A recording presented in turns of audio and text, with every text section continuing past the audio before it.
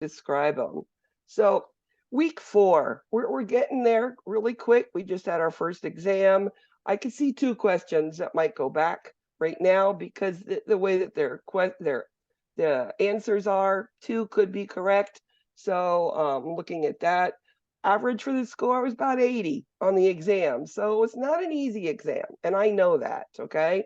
I did try to warn you with the theorist and try to explain it, but I know it takes really sitting a lot of time to understand them. I know even me as a professor, it's taken me a while to learn them. So again, we do have a discussion question, and we do have another CJ Sims.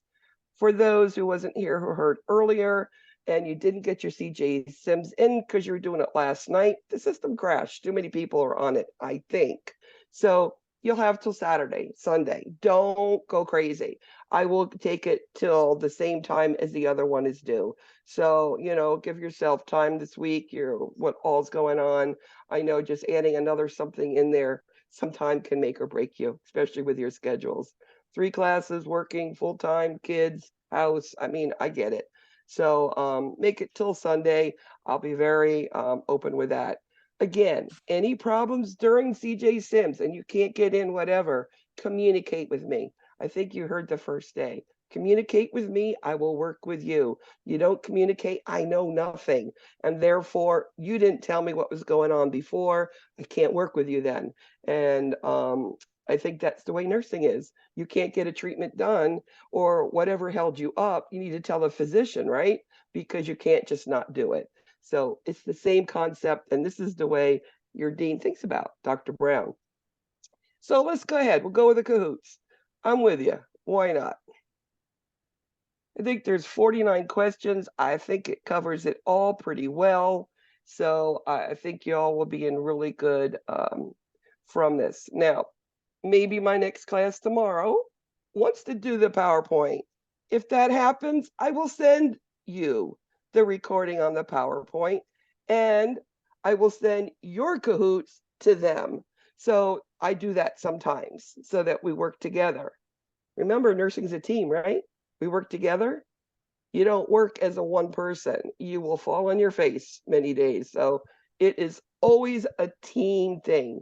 You don't let any team member fall apart.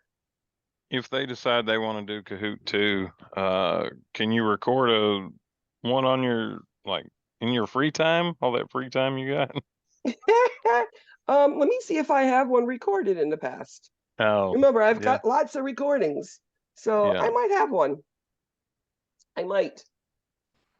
And if I can find some free time, Kurt, I would love to. Okay. I think also you're all going to see that everything that's covered on the Cahoots that's important, you're going to see it on the PowerPoint. You're going to see it on the Cahoots. I think you're going to be okay. Never had a problem with doing it this way, or else I wouldn't offer it. So week 4, you're a third of the way through, guys. Early detection of a hearing impairment is critical, which is of primary importance. Well, whenever you think of hearing, what's going to be affected if you don't hear well, right? Well, we know if you're in school and a kid is just acting like they don't know what's going on around them and seems bored, you have to think, is it hearing or is it an inability to speech? And sometimes you'll even see further it's sight. So when you have like a school age kid, that's a kid's gone to school, you might see a child sit there, really don't pay attention.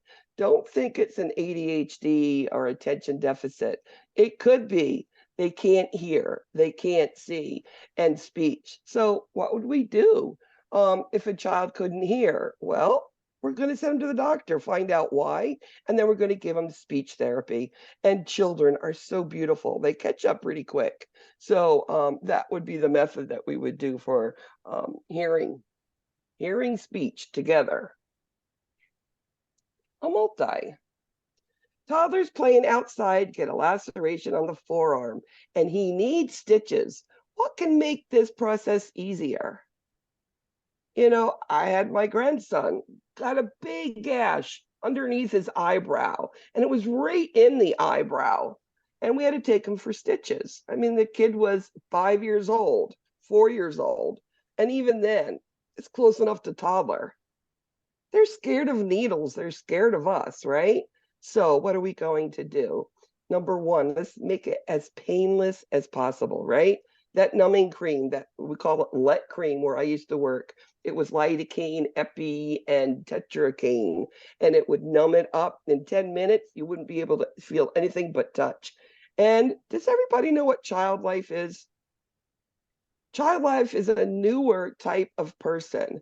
These are extremely well-educated people who go to college for minimum bachelor, master, and some of them have doctorate degrees on how to play with children on their developmental level. So medically, they show them what IVs are, what the tube that's going to go in looks like. They'll blow bubbles, they'll distract them, with video games or this or that. They are so amazing. When they first came to where I used to work, I didn't understand what was going on. And then I started working with them, and it was one of the best experiences. Children just want to know what's going on, and they want as minimal pain as possible, and for us to be telling us the truth. Is it going to hurt? Maybe a little bit. That's what they want to hear, or not at all. A parent recognizes that a toddler has a speech delay compared to their older siblings. What is your priority? You have a speech delay again. What do we need to do for that child? Yes, all kids are different, but a parent's concerned. I always take their concerns and listen.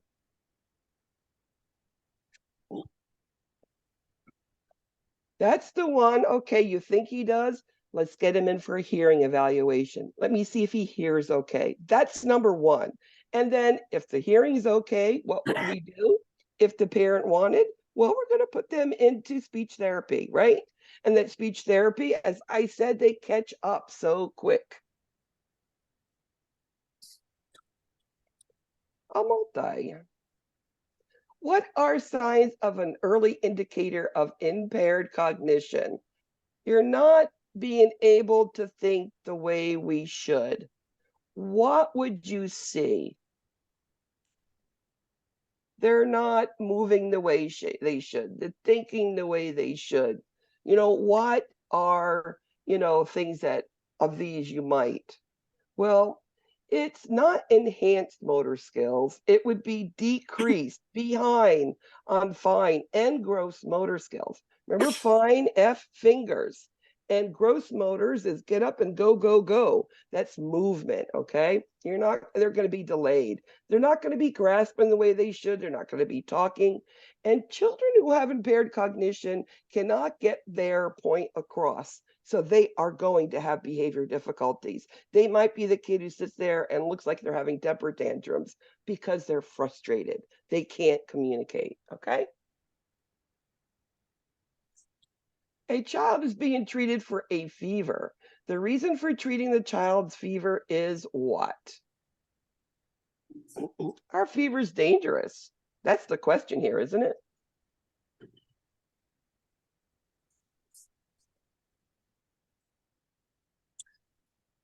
And then I'm going to ask you, how do you feel when you have a fever? It has nothing to do with life-threatening complications. I have never seen a child with 106 something fevers have a seizure or any untoward event. The thing we treat the fever for is they don't feel good. And when a kid has a fever, they don't eat, drink, run around. And what do you need to do for a fever? They need to drink, right? They need fluids. So when we have a fever, we treat it for the discomfort. It is not for life-threatening. Now, a febrile seizure is when it goes from nothing to a fever very quickly, 20 minutes. 98 goes to 101. And that sends a spark to the brain and creates febrile seizures. Usually it's, about 6 months old as an infant, right around there, up to about 6 years old. And most of them do grow out of it. It does not mean they have epilepsy. It is a febrile seizure. Epilepsy or unprovoked 2 or more a day. That's when we would consider epilepsy. And parents will ask you that. A multi. A child's complaining of something in their eye and it's causing them to tear and pain. What do you do?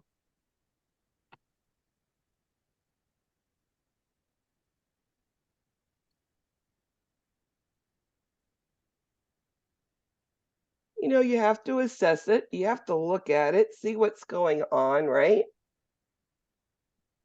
If things are just floating in there around, you could take a tissue and then you can get it out, right? And always you're going to check that eye for reaction to light because that's going to show you if it's embedded and creating problems, right? That's a medical emergency for those eyes. Now, there's a penetrating object in there. You're going to leave it alone. You're going to put what we call Fox shields, and they're hard. They're harder shields. Put them on both eyes and get them either to a pediatric ER or to a pediatric ophthalmologist, and they can work with it. Only the little floating stuff can come out by us, okay? Usually tearing and pain almost sounds like a corneal tear, a rip there, but it could be something sticking and we don't see it, okay? I can't see chat messages right now, just to let you know. What's a Separation fox shell? anxiety. Separation anxiety in a child hospitalized, which behavior indicates a stage of despair?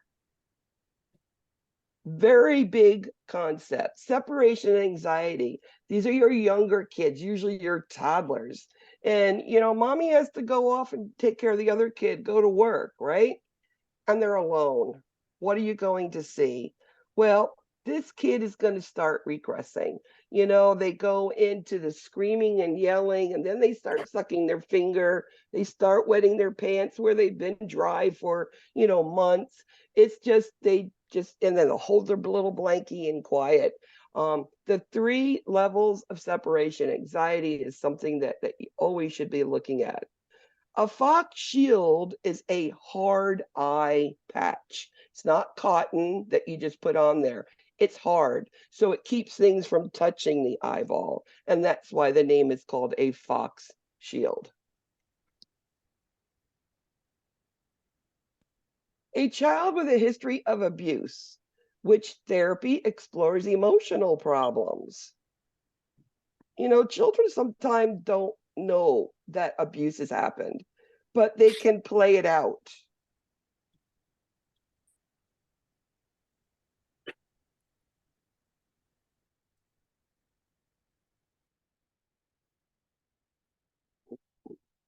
And it's called play therapy. Very simple, huh?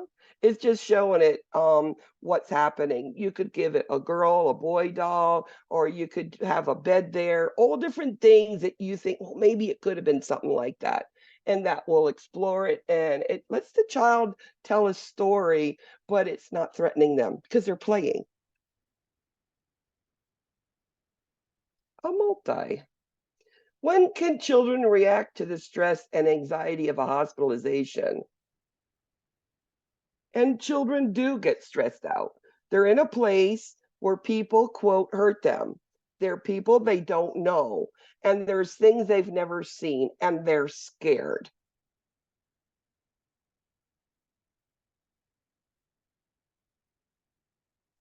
And they can do it before, during, and after. When they go home, they could still be concerned about it.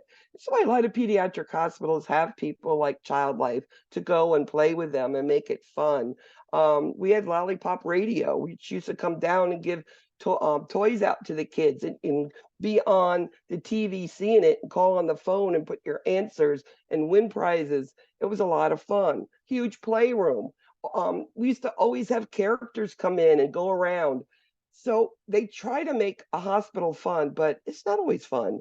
There is things that go on there that, they can remember.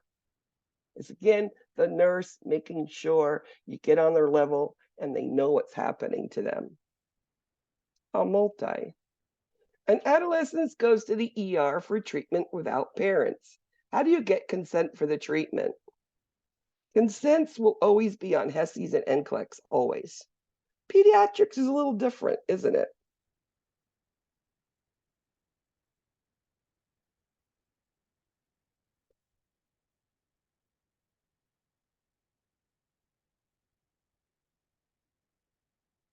So one of the things in pediatrics, if you're 18 and you're awake, alert, and oriented, you will sign your own consent.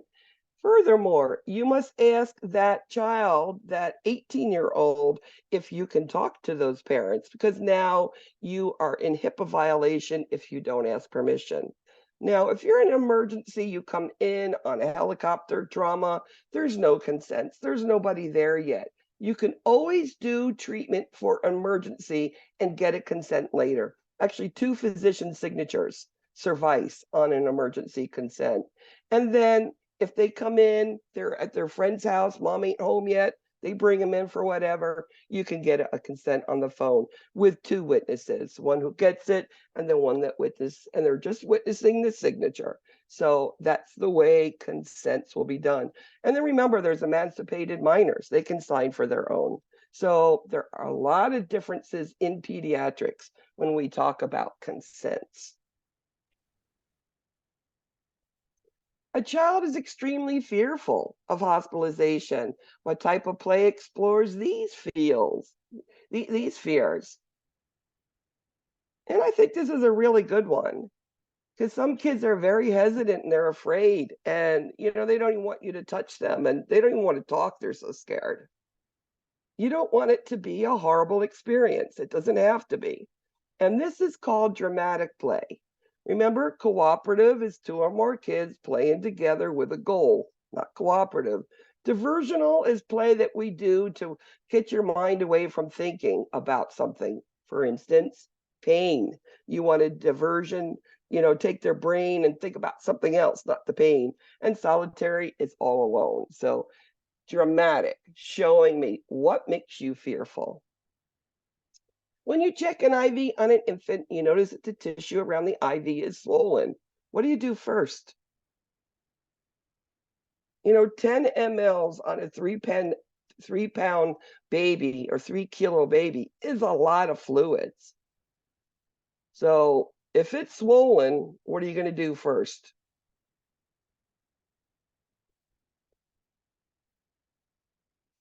You stop the infusion, you check it.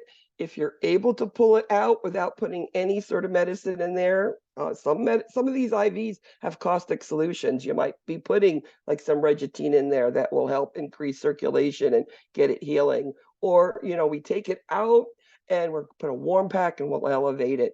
All of those things are done. And then we start a new one, right? In helping a child to adapt to a hospitalization experience, the best approach is what?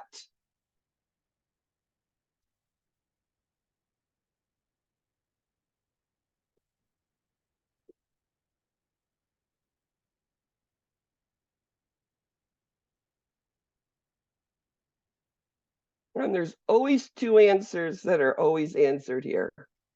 And it's usually bring the toys and then the routine. Absolutely, it's routine. Remember, toddlers, ritualism, they love it. And so preschoolers, not as much, but they like it. Younger kids like to know what is coming next.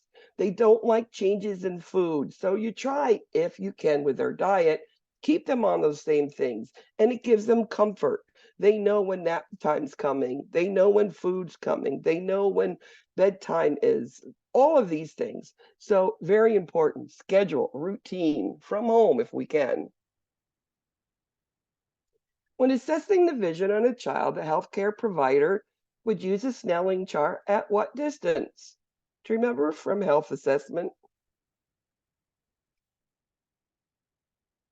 And if you see something like 2200, that's something you would tell the doctor. So looking at the vision, maybe there's other things going on there. Children have all sorts of things that can occur with their eyes. A multi. Nursing care of discharging a child to home. You've taken care of the kid, he's ready to go home. What are your responsibilities to the child and to the parent?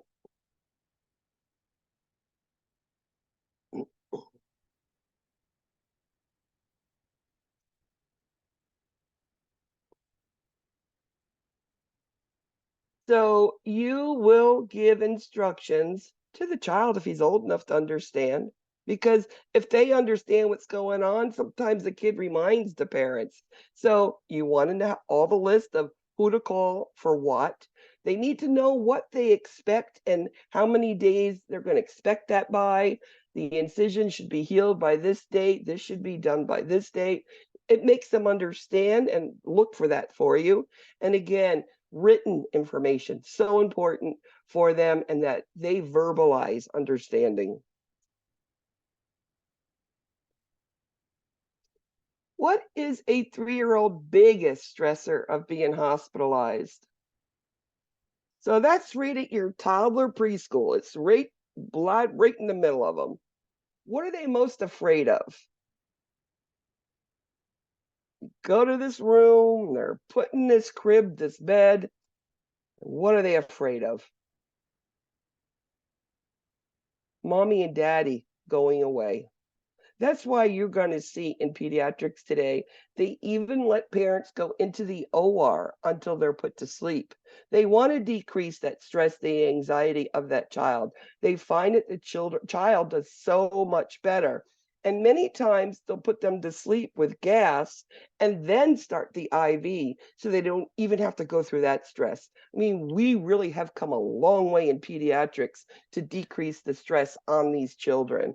I was gonna say when my daughter had to have a procedure done where she had to be put to sleep, I stayed with her the whole time until they put her to sleep. Yep, isn't that amazing? That made you feel better too. And your daughter, wow, she had the best part. Yes, years ago, you couldn't even go into the holding area. So this is the changes I've seen, and they're so positive. Kids don't have to be alone anymore. They have mommy there because who's their comfort? Mommy. Let's be real. Mommy, Nana, Daddy, but they don't want to be alone. So multi. What is the best way to alleviate the stress and anxiety of a hospitalized child? So we know routine, right?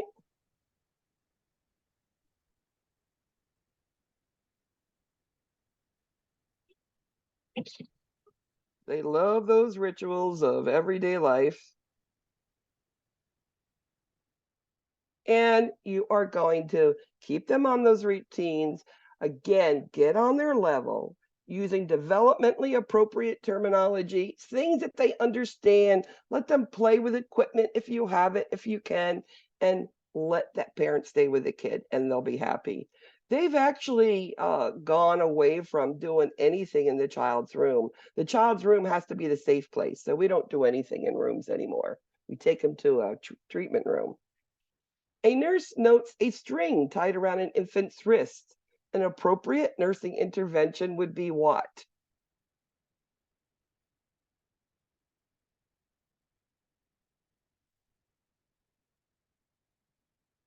This is on an infant. They're like, why is this string here?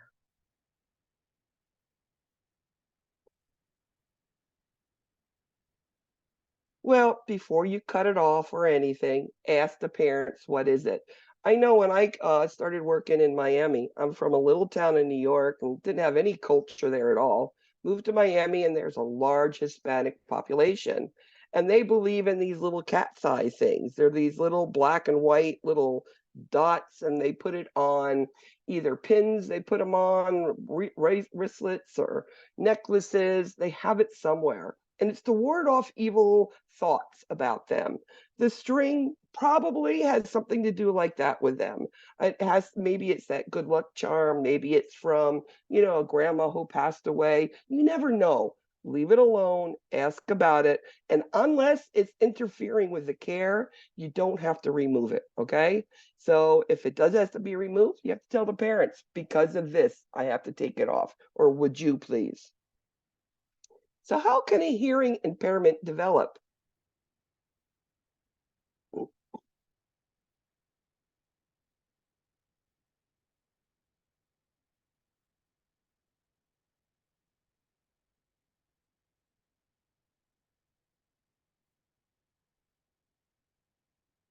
This, all the above. I mean, a hearing impairment could be there present at birth. Maybe the ear wasn't formed.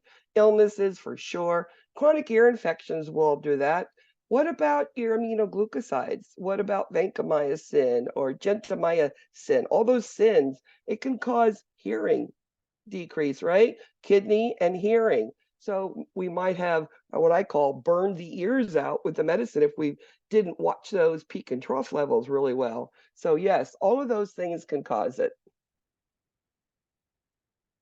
Which urine collection method on an infant is most accurate? Now, chapter 39 is something you need to go back and review. It's showing you differences in care that you would do from adults to pediatrics. Now, in adults, you need a urine. We would do what? A clean catch. You can't do a clean catch on an infant. So, and we don't like to bag them because there's a lot of skin contaminants there. When you have an infant, they're immunosuppressed. If they have a suspected infection, you need to clean it up as quick as possible to protect the kidneys. So we do a straight calf, we're getting an accurate specimen the first time. And then we know the antibiotic we placed them on was good, okay? Important question about infants and for all of those reasons. A multi. What is the purpose and function of the family? It's family-centered care, right? Pediatrics.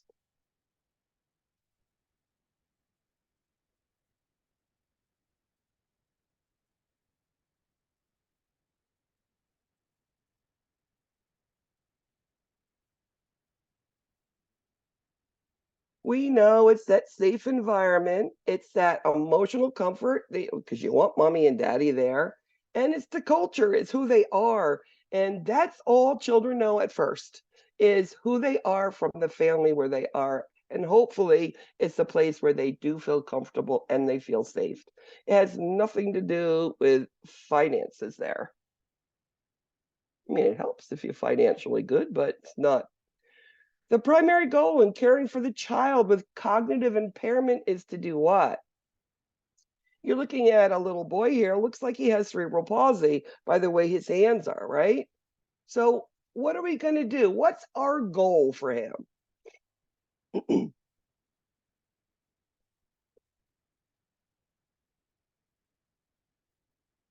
And we want them to be as best they can be.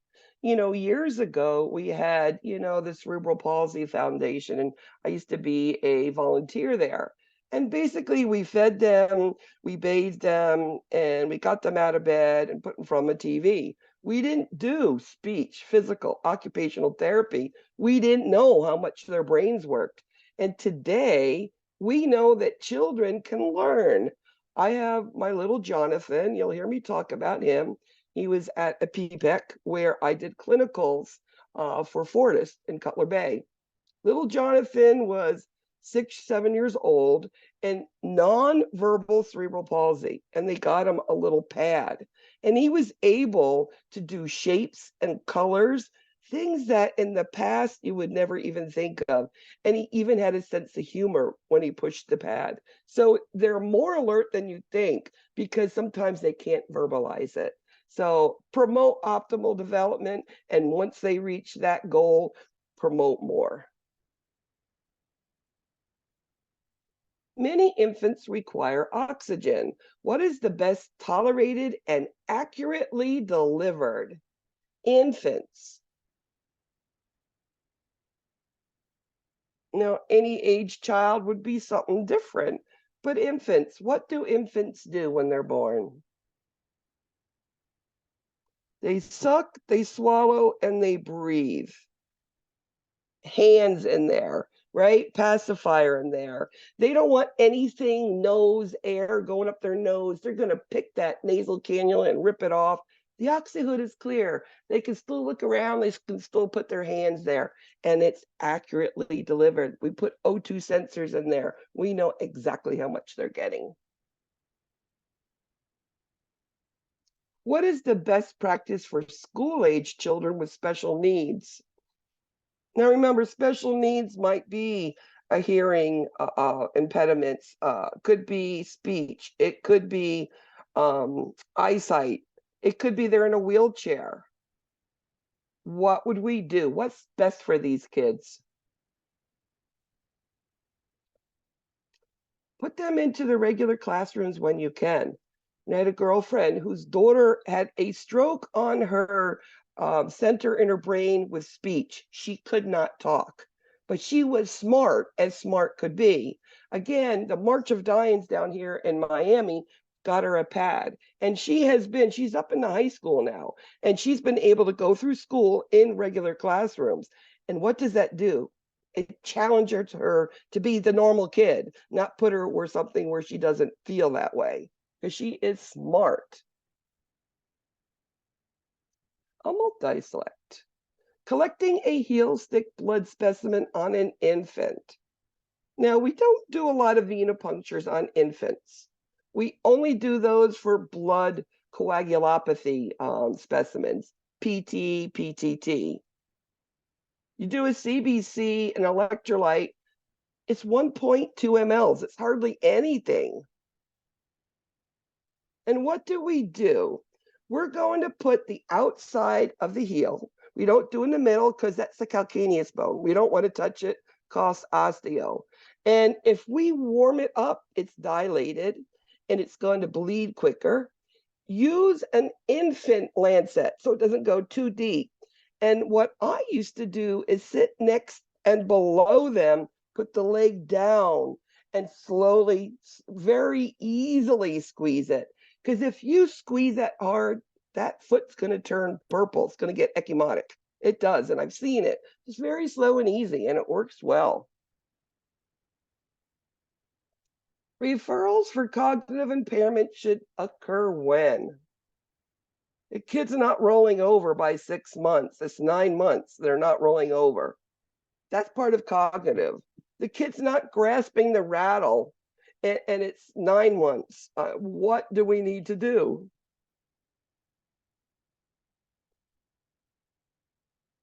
And you need to do it ASAP. Early intervention catches these kids up quickly, and especially the younger, the better, because they catch up quicker, because that's all they want to do is they want to, we play with them and catch them up, and they'll be, level with the other children.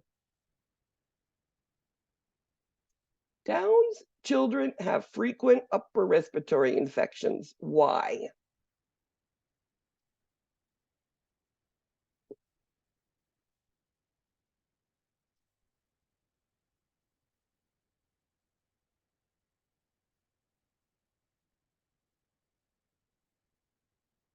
Their nose is flat here and it's not open and it doesn't go back, and mucus gets clogged in there and that drips down, and that's what creates upper respiratory infections. It's not the tongue, the mouth, the neck, none of that.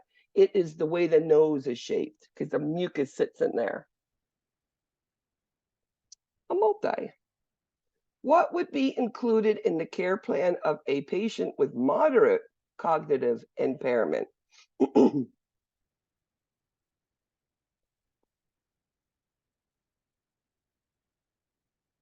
Some children's are down, some children's are autistic, and there's all different levels of it. So, I mean, what are things if we do can help them to fit in with society? Well, structure, routine, absolutely number one. Number two, like for instance, autistic children, they don't like sounds and lights and whatnot. So you need to expose it to them, but easily start low and then, build up sights, sounds, lights, et cetera. Always the toys, you have to be safe. And then, of course, teach them something with the toys. And this can teach them. I mean, I have seen Down's autistic children walk into a daycare, take off their backpack, put it in the cubby, sit down and wait to get their vital signs before they play because they know better. For an autistic Down's child at age 4, that is amazing. And it's why? Daily structure, same routine every day, same thing. A multi. Autistic children demonstrate which behaviors?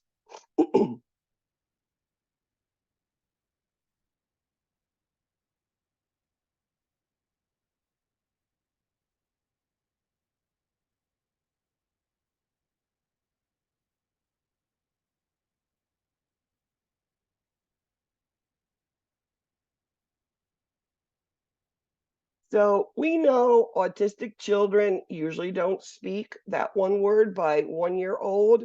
They tend to, have different verbalization, many of them. A lot of them, they don't like to look at you in the eyes. They don't like to be touched. They don't like sound. They'll sit by themselves in the corner and play by themselves. And they do repetitive behaviors. They'll take, for instance, this little boy I was just talking about.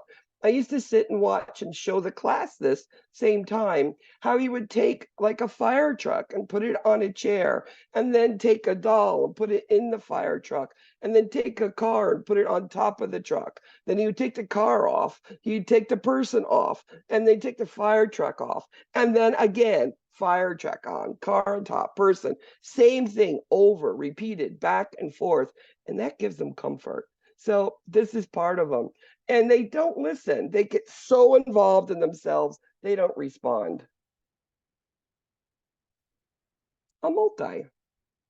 Children with autism have a better outcomes if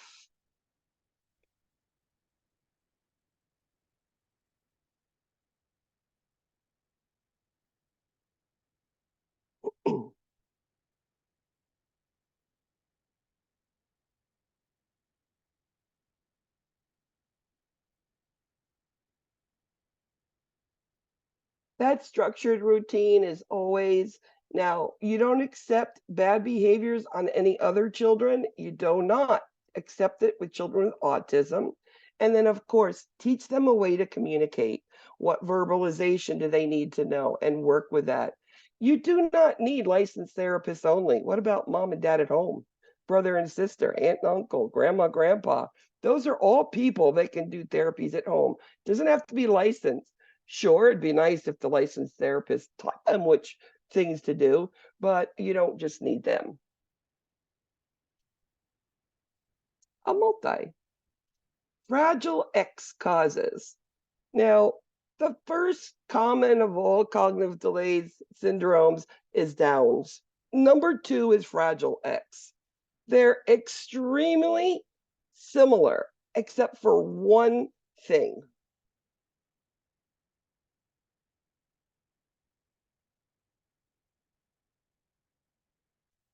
They are intellectually disabled, yes. Learning difficulties, yes. They're aggressive. These children, a lot of them need to be on medications to keep them calm. It's hard to keep them calm and that aggression you see.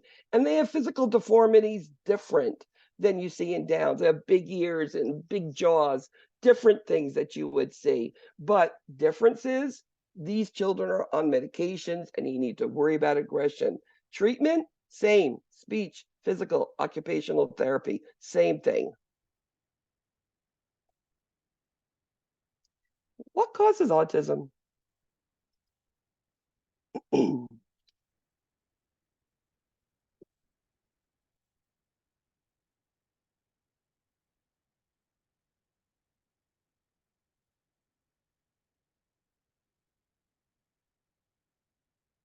It's all the above. We don't really know. I mean, I wish we did. And we know it's boys, and we usually diagnose them about 2 to 3 years old. Before that, we might see, maybe it could be, but the true diagnosis is not done till about 2 or 3 years old. Ways children with hearing impairments communicate with others.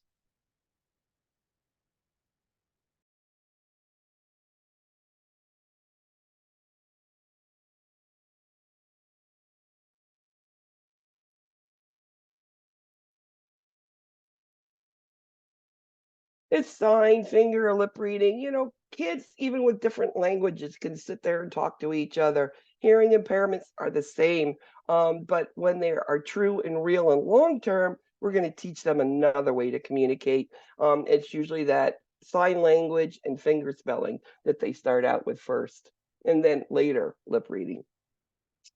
What is amblyopia?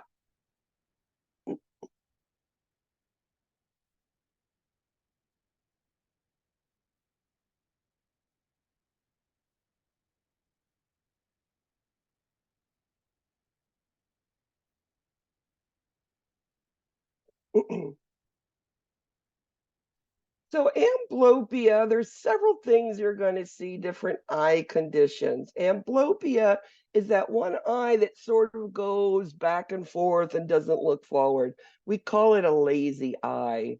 Now, how do we treat amblyopia? Well, the muscle in there is weak.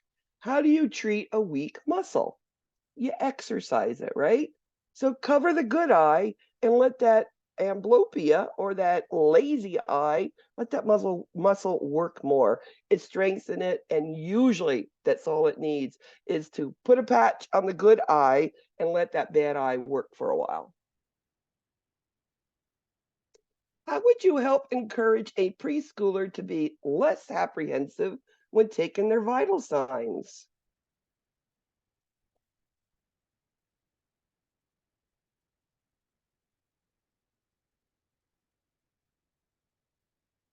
And we know the first thing we do is we've got to get on their developmental level and break the ice, right? That's always number one. When we're going to do any procedure on these children, even a temperature, let them play and touch the equipment. Let's say, okay, what number do you want to get? Do you want an 8 or a 9? And let's see if one of those numbers show up. And it makes it fun for these young kids. It doesn't have to be, here, lay down, let me hold you, let me get this done. A lot of kids will even push buttons for you and even hold the thermometers under their arms, etc. But make it fun. What child may be more stressed when hospitalized?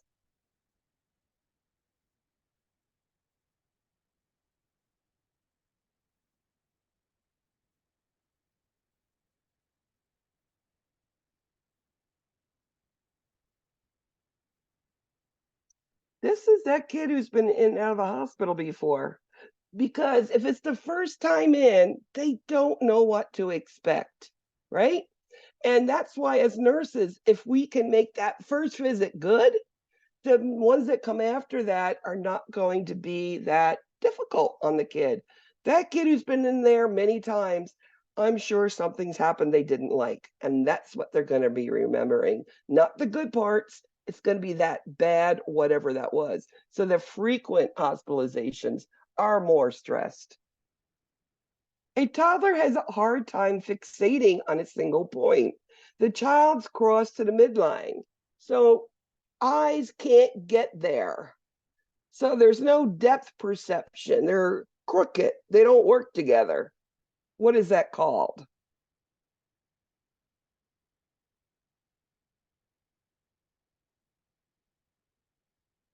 And that is called strabismus. When they just shake like this, that's nystagmus. Strabismus is when they can't focus. Everything's blurry. Okay, again, exercise would have to get those eyes working too. A multi. Safety in administering medications to children include what?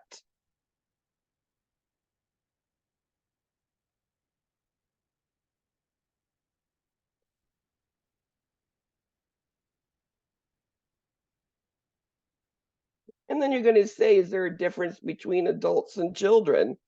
Absolutely not. Some kids can explain that their names, but remember, kids can't always give you accuracy. But you're going to check the dosage for sure. You're going to check that name badge, and you're never going to just do the room number. Kids are moved all the time to make accommodations for other kids coming that can't be put together, et cetera, et cetera. So always check that dose and the name band there. So every kid needs an ID band. What can help the parents to make a baby swallow their medicine? You put it in a syringe in the side of their mouth and squirt it a little bit in, and it's sitting there in their mouth. How can they swallow it?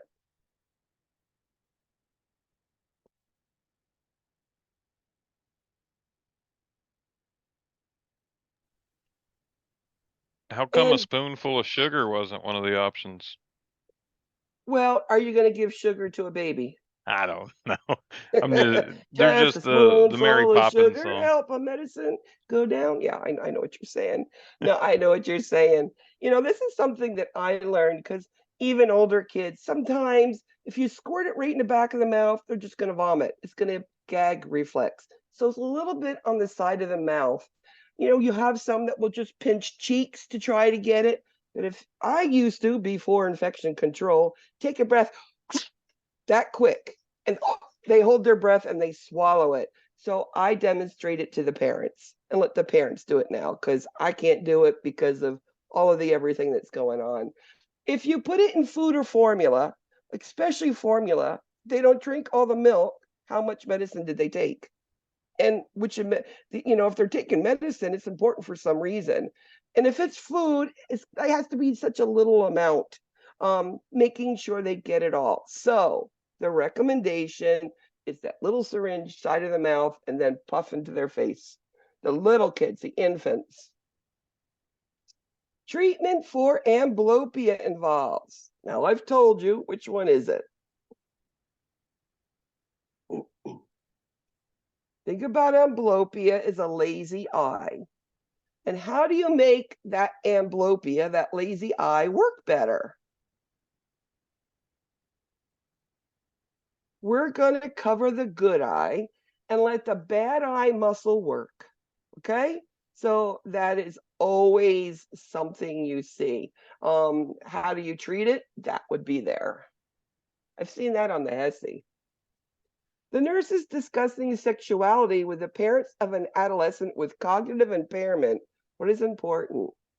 I mean, you have a kid who's, 14 years old, a Down syndrome girl or boy.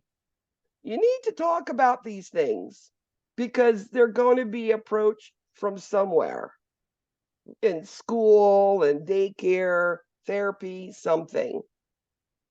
And they have to be able to take care of themselves. So they need to know good touch, bad touch. It's that well-defined, concrete code of sexual conduct. These are the most abused sexually children there are, cognitively delayed. They don't know better. And we want to make sure that they know very simply what should or should not be done. A multi. A child is asking mom about his sibling in the hospital. How can you alleviate his stress and fear? This is real. Remember COVID? Nobody was allowed in the hospital, right? And you had kids at home so scared about everything, whether it's a brother, a sister, or a mom, a dad, an uncle, a friend, and you couldn't go visit them, right? So there's things you can do. If today we're allowed to go in, tell them the way the child looks. Are they in ICU with a breathing tube? Are they in a plastic box, a little infant and premature newborn ICU nursery? Or if they can't get in, have the kid in the hospital or the one at home make a card. And I'm telling you, those things help. I used to send home ribbons because I used to put ribbons on all my girls in the hospital. And if they had a sister at home, I would send a ribbon home for them so that they could be just like their sister. And it sort of kept them in the loop. So there's many things you can do. Don't forget about them. They are the most forgotten of all family. A multi. What are some best practices when a child is in pain?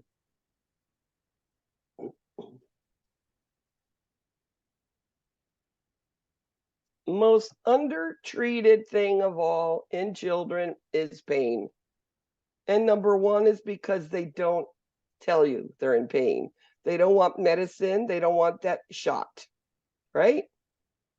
So give the pain medicine when it is due, all right? And don't wait too long in between. Also, remember things like repositioning, put the head of the bed up. They just had abdominal surgery. Hot packs, cold packs, distraction. Give them an iPad, give them a puzzle to do, put on the TV, get child life in there, right? And then when you're doing a procedure or getting them out of bed after a surgery, medicate them first. You would do that with an adult, right? Do it with the kids because they hurt too. Multi. Children can be critically ill for long periods of time. So how can you prevent pressure ulcers?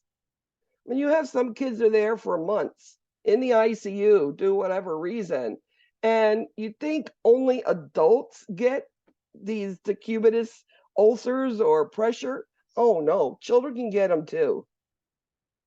So this is actually the same thing you're going to do that you do with adults. So you want to keep them dry. If they are small enough, use a diaper. You're going to turn them if you're allowed to, and rub them, to get that circulation going. Using a draw sheet so you're not squish, squish against the sheets because it does rip. I mean, there could be protein deficiencies because of nutrition, right? And what I used to do with these kids is I would use their blankets, their pillows, their little stuffed animals that will hold up their ET tubes, and I would get this kid looking like a little playground there for the parents. They're paralyzed, sedated. They don't know. But the parent goes, oh, he looks so cute. He looks so comfortable. And again, that helps parents feel better. And multi, last question. Young children can be stressed by being in a hospital. How can you decrease this stress?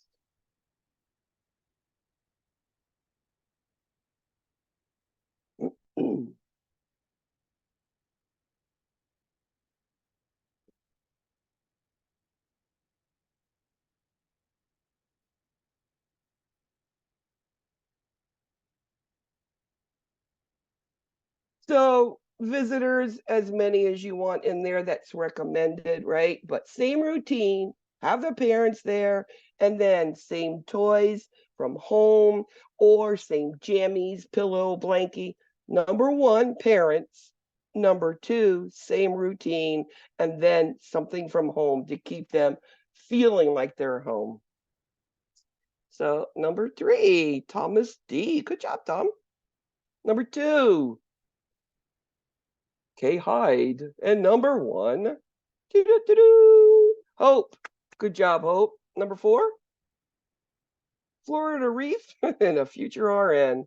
So good job, guys. Well, this is the end of class today. As I said, I'll be doing those exam results, on Saturday, just to let you know. So if you having a panic attack, I can tell you you can breathe or not. That's about all I can say. But it's been a great class again. Again, if I have a PowerPoint I do tomorrow, I'll give it to you. And I'll look to see if I have one for you, Kirk, okay? And I'll give it to the whole class. Not a problem. Thank you, guys. Thank you. Thank you all.